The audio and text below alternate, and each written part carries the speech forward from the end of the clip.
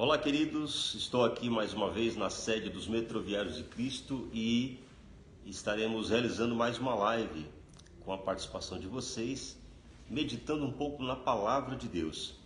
E eu gostaria de, nesta oportunidade, ler o Salmo de número 40. Se você tiver uma Bíblia em suas mãos, abra conosco o Salmo de número 40 e estaremos lendo este Salmo que foi escrito pelo rei Davi.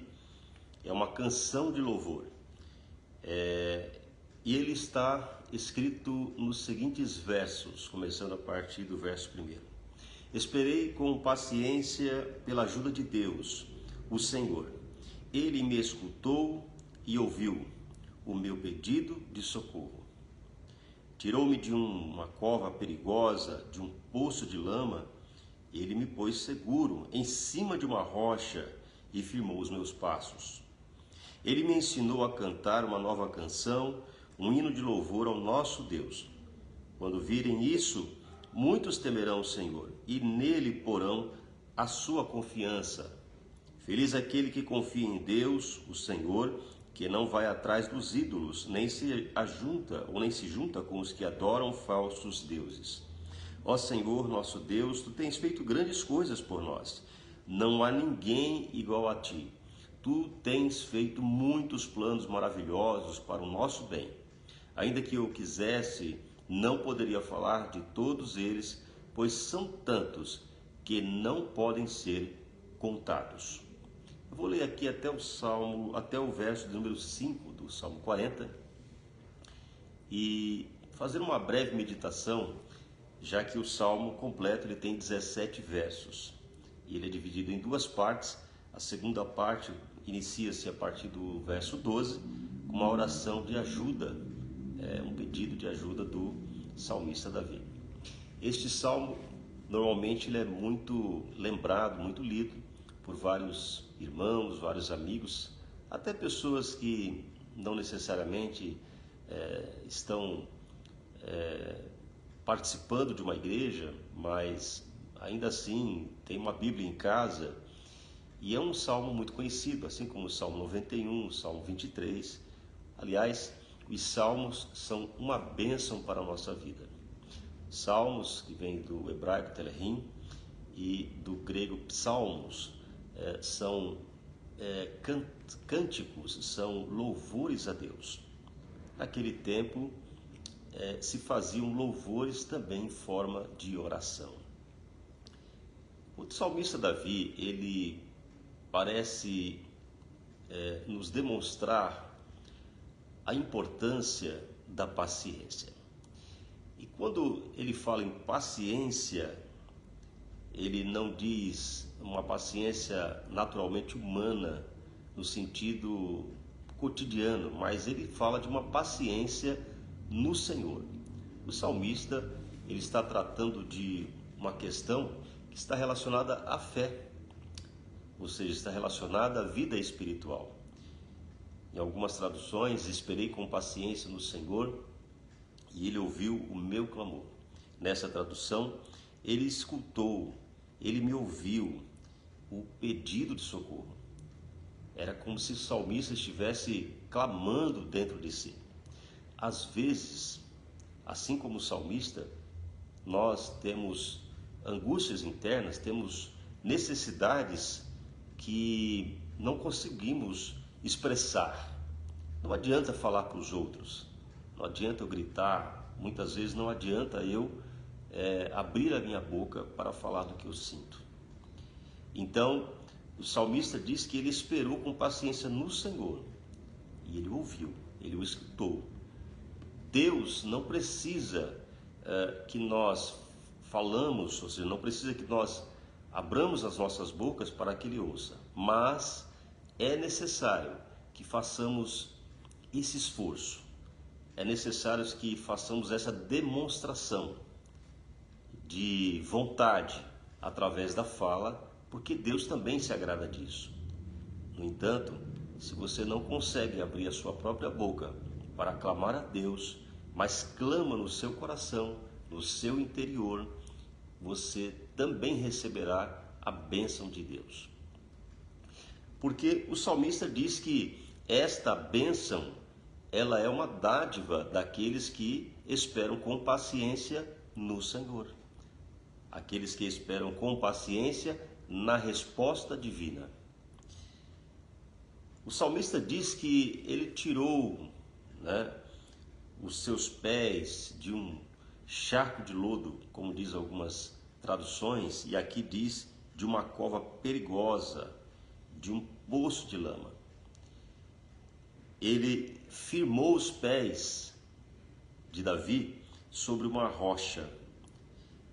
Nós sabemos que Davi não tinha conhecido Jesus, porque, lógico, ele nasceu séculos antes do nascimento de Cristo. Ele sabia da vinda do Messias. Ele tinha essa certeza, essa fé, porque isto era uma promessa de Deus para o povo de Israel. Promessa de restauração, promessa de um Salvador, de um Messias.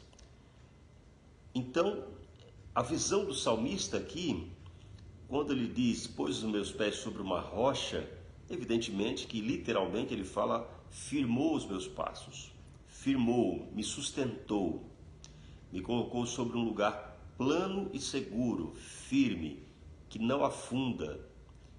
Porque antes ele diz, tirou meus pés da cova, tirou meus pés de um charco de lodo, ou seja, um lugar de lama, um lugar de sujeira, um lugar perigoso que afunda, assim como você vai à beira dos rios e tem ali aquela lama, que são verdadeiros pântanos, ou quando você está sobre a areia do deserto e aquela areia é tão fofa e às vezes ela não tem sustentação, ela não tem firmeza embaixo, você pode afundar e pode ficar preso naquele lugar e pode até morrer. Então Deus tirou os pés do salmista de uma cova perigosa. Evidentemente que aqui agora podemos interpretar que Davi usava também de uma figura de linguagem. Tirou os seus pés de um risco espiritual, de um perigo para a sua alma, de um perigo para a sua vida. Então, no sentido material, no sentido físico, o salmista estava seguro que Deus o protegia, o guardava de todo o mal. Mas também no sentido espiritual, nas suas angústias, nos problemas enfrentados pelo seu íntimo, pela sua alma, pelo seu espírito, o salmista sabia que era só no Senhor, só o Senhor que poderia lhe dar livramento.